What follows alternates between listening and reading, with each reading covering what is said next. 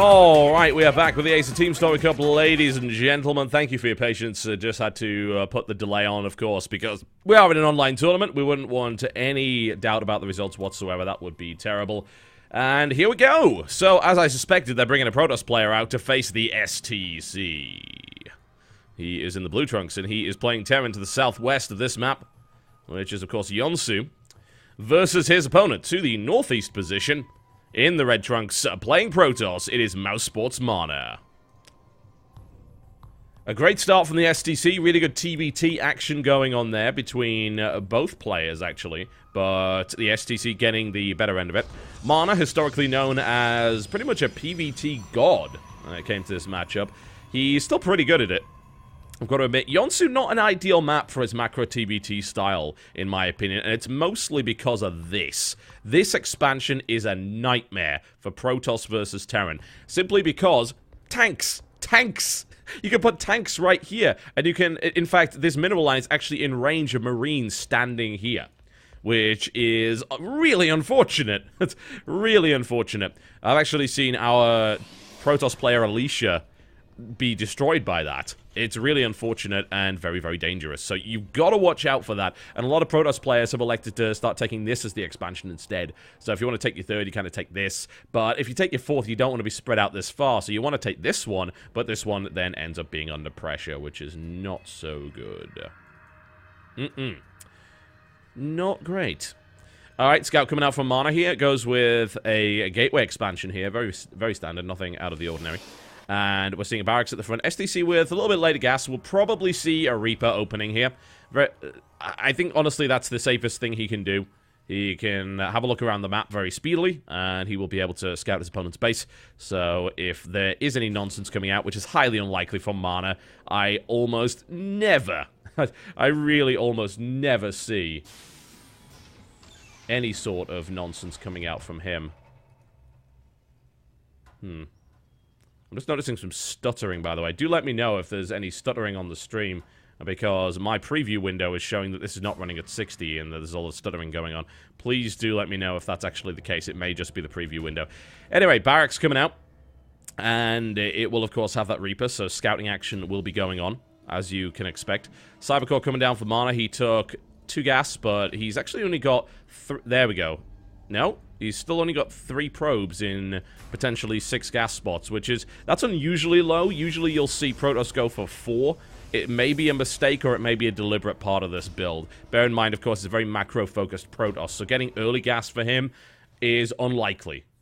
Now, of course, everyone knows Mana, I think, from yesterday's game against Firecake, which went on for 3 hours. Thankfully, this is not against Zerg, so it is unlikely to happen. This Reaper's going to have a little bit of fun here, a couple of shots going off, and it's going to have a limited time in the base, because there's a chrono-boosted Stalker coming out, and he will be able to scout. He didn't scout at the back there, which is a little unusual. Didn't scout the gas or anything like that. I feel that he could have done a little bit more than that. I think he was scared of losing the Reaper to the Stalker that came out, and of course the Stalker is now out, so STC is going to have to loop with that. Bunker going down, and this probe is doing great harass, actually. It has delayed the command center, and it's actually going to kill a almost killed the second probe in the interception there. So this is a really good delay. This command center has been delayed by a good 15 seconds. You can't really complain about that. Nice little bit of probe harass.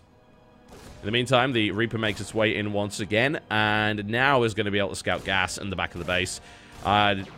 Mana is actually not going to be able to kill it, which, I mean, I thought, honestly, that the Reaper would have gone around the side and then would have seen an interception, but that didn't actually happen. So, there you go. Alright. Mana now pulling back and the expansion coming in, and now he chooses his tech, now that he's driven the Reaper away. And it's going to be a Robo. You should not be remotely surprised by this with Mana. Absolutely not. Very, very safe. Incredibly so. One gateway into Robo, into Observer. Doesn't really need an Immortal at this stage of the game. It's only 2 barracks here from the STC so far, playing pretty defensively. The STC doesn't really have any tech. It's getting a Marauder or 2. So there's a couple of reasons to do this, especially lately we're seeing a lot of Protoss go for early Blinkstalker aggression. So it's quite nice to have a Marauder or 2 out. The second possibility is that the STC may attempt to poke. He could go for an early 2-rack stim timing. I'm noticing a lot of stutters here as well. I think I know what it is, and that's going to be problematic, because I think that the stuttering is coming from the fact that I have SLI on, and XSplit absolutely hates SLI. That's irritating. That may, in fact, even involve a computer restart. I'm very much hoping that it doesn't, but, well, I'll do what I can. I obviously can't fix it during this game. I'm not actually dropping any frames on XSplit's end at all, so it's got to be an SLI issue. That's incredibly annoying. Alright, well, anyway, let's continue with it regardless. So, SDC is going to poke up, because he can. He does have a Marauder. He doesn't have a concussive shell, so it's still a little risky. You can get time warped and taken out. Double Forge play coming behind this, and there comes down the Robotics Bay. So, Colossus on the way. Splash, of course, isn't going to do anything. It just scouts, sees what it can find. Then it leaves. No real concerns there.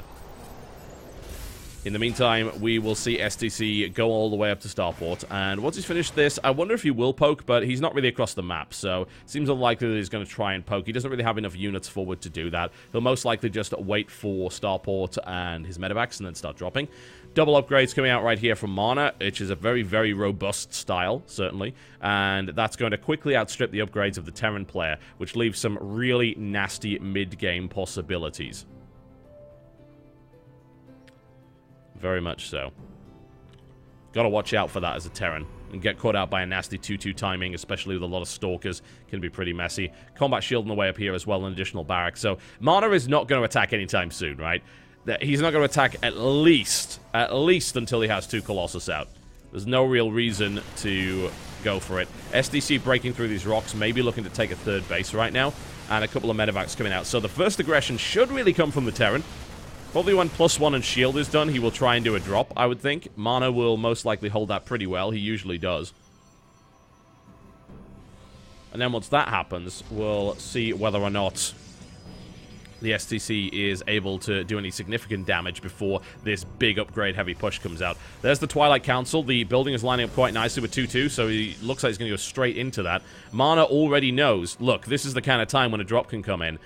STC could go for full frontal aggression here. It's feasible. There aren't that many force fields, but it's a risk. It is really a risk here. There is already a Colossus out. Mothership Core go. Oh, it doesn't go down. STC, that's a mistake. That leaves a Time Warp and another Photon Overcharge available. So it was a little bit risky to go up that ramp. He does it. He doesn't get the Mothership Core. If he did or got some of the sentries, that might be worthwhile. He's now going for a drop. Mana already knows about it.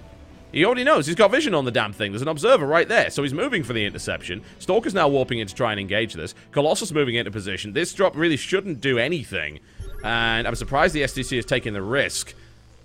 He scans now. He knows there's a robo. It's like, oh, there's probably an observer on me, and he decides, okay, we'll just turn around. SDC going to plant down a factory, which is great to stop a 3rd Nexus coming down for a little while. Proxy Pylon coming over the other side. Mana looking for run-bys. Not going to get him. He's looking to run by on the 3rd base by the looks of it. Well, at the moment, nothing coming out for either side. We're looking at Zealot Charge, Thermal Lance, upgrade heavy style here for Mana. Once he gets those upgrades and gets a 3rd Colossus out, I mean, he could just go, and he could fight pretty well. And SDC has not been able to punish this style yet. And he doesn't really have an economic lead either. He will, because he's going to have his 3rd down, but still, it's a really powerful Protoss push. It's difficult to deal with. Very much so. Alright, now the STC will simply posture on the map and try and maintain control. Just to try and stop run-bys. Hasn't found that pylon yet. It would definitely be good for him if he did. That would allow him to eliminate that Zealot pretty easily. Mana now sitting on 2 Colossi and not getting a 3rd. He's actually going for the Templar Archive, so we may just see this really powerful 2-2 push with a lot of charge and a couple of Colossus in the back. The Viking count is only at 2. It's going to be at 4, maybe 6 by the time this push hits. That's assuming Mana even wants to attack. You know, Mana is not the biggest fan of attacking. He likes to defend, and he's very, very good at it. SDC now looking to scout. It's like, oh, right, you're taking the rocks down. You're going to try and take a 3rd base. He might. He very well might.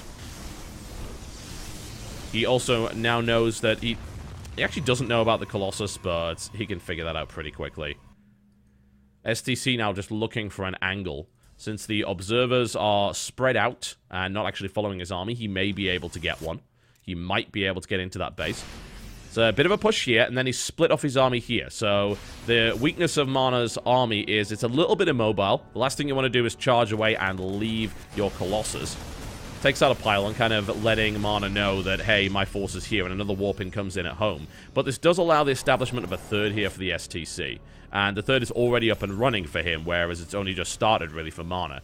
So this is pretty good for him. We are probably going to see a Terran max out way before the Protoss. Admittedly, the Protoss is going to have an upgrade lead, but not for long. If he doesn't start 3-3 soon, and he doesn't do anything with this 2-2, then the 2-2 upgrades are going to kick in for the Terran player, and at that point, especially with the right number of Ghosts and Vikings, the Protoss is going to have a hard time. So you want to watch out for that. Yeah, it looks like the start is cleared up. Cool. I'm pretty happy about that. It was a little annoying that it was doing it in the first place. Unfortunately, the XSplit doesn't deal well with SLI, and I've had my SLI on lately, so that probably had something to do with it. Anyway, STC now pushing forward. The units killed, as you can see. It's a pretty typical Mana game. Nothing has happened. Army supply heavily in favor of the Terran player right now, and he's going out a little bit early here. I don't like this. He doesn't need to be fighting right now. And what's the reason for him to go in? And as a result, he's going to end up with a upgrade disadvantage, and a big storm comes in. The splits, there are so many storms. STC takes a pounding here, and there's nothing really to stop these Colossus. There's not enough Vikings. They're not well upgraded. We're talking about 2-2 Colossus versus 0-0 Vikings, and finally the army is cleared up here, but STC took way more damage than was necessary. Yeah, I don't agree with that decision to engage. STC just got crushed. He went in before 2-2 was finished. He didn't have enough Vikings for the Colossus. Now there's a Zealot run by coming on the third, which has done significant damage. 17 workers killed. I think STC might have just thrown that away. Well, what can I say? I was questioning Mana's choice not to move out, but it turns out STC just basically handed in an army on a silver platter, and Mana got a way more efficient end of that engagement. Good lord. And just look at that. Mana loses so few units in comparison. He basically lost Zealots and a couple of Colossus. And he kept... In fact, he didn't even lose that many Templar. He was able to morph into Archons. He cleaned up his opponent's army. And now army supply is in favor of the Protoss player. And with the third base now established, Mana is in a pretty good spot. What I will say is he won't necessarily remain there unless he's able to keep prosecuting this advantage. The upgrade lead is now even. And we're going to see the Terran go up to 3-3 and sort things out there. There's also no Colossus anymore, so the Terran can focus on getting nothing more than Ghosts. Yeah, he can get a lot of Ghosts, but he's only got 2 right now, which is nowhere near enough. There's a lot of Marauders on this... in this particular army. I'm actually kind of surprised that Mana hasn't got more Zealots, but, I mean, still, actually, never mind, he has 24. I'd love to know where the rest of them are. There they are. 24 Zealots versus a Marauder heavy force. Mana has an exceptional army against what STC currently has. Really, really good. So, I'm a little worried for STC, but one should never underestimate Mana's propensity to not attack ever.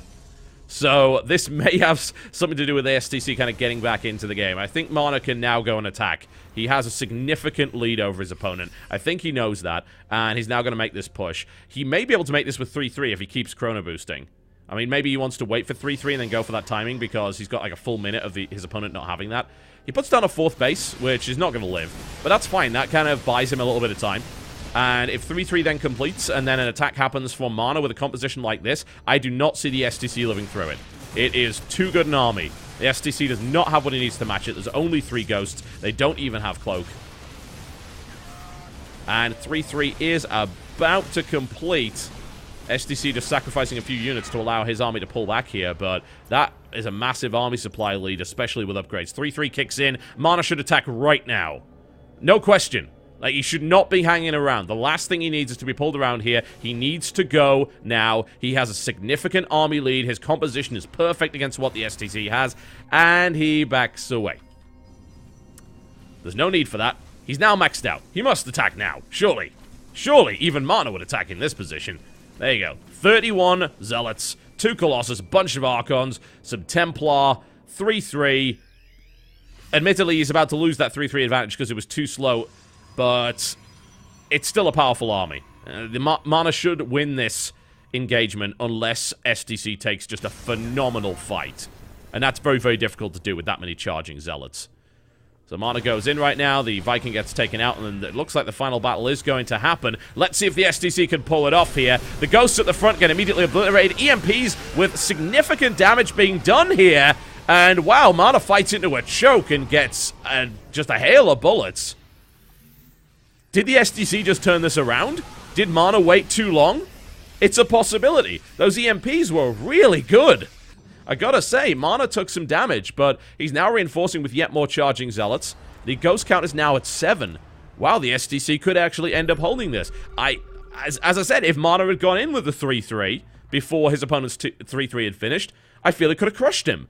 But as it stands, no, SDC has a fighting chance here. But he is still behind. Just bear that in mind.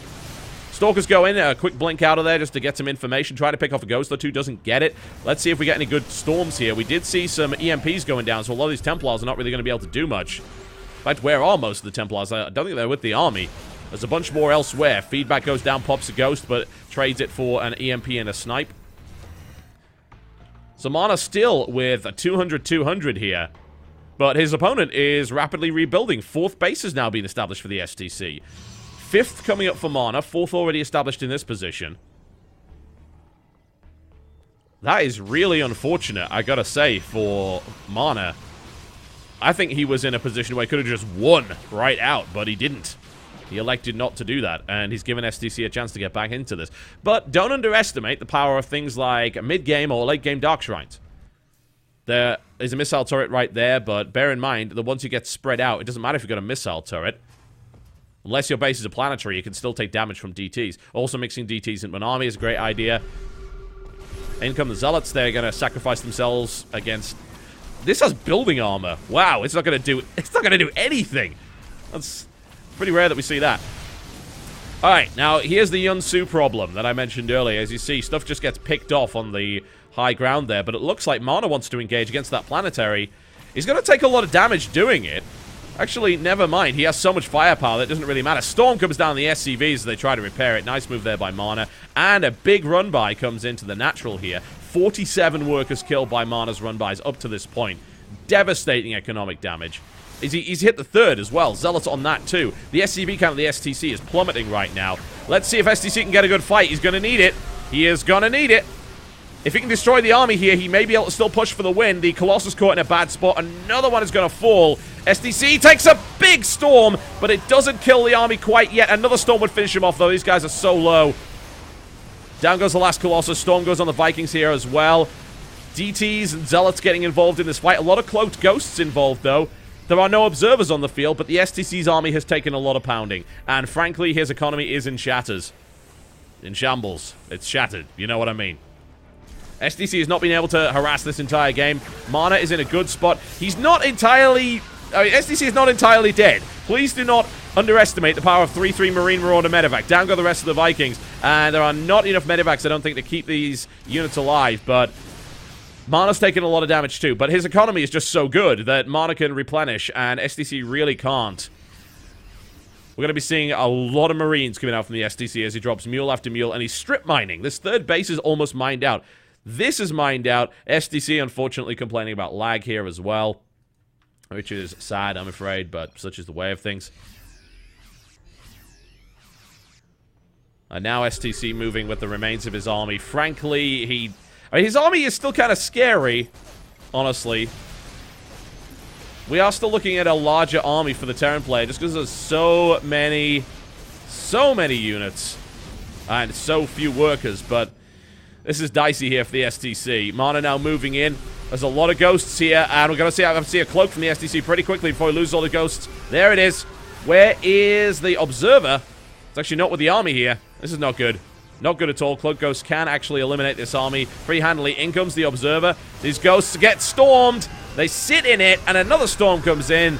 That's the STC dead and gone. GG.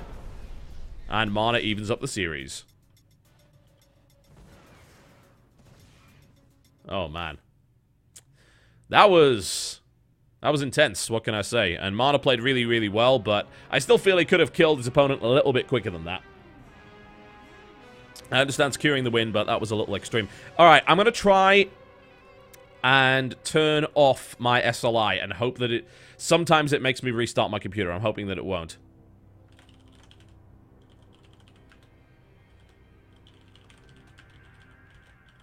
So my apologies for that. But I will try and get this up as quickly as possible.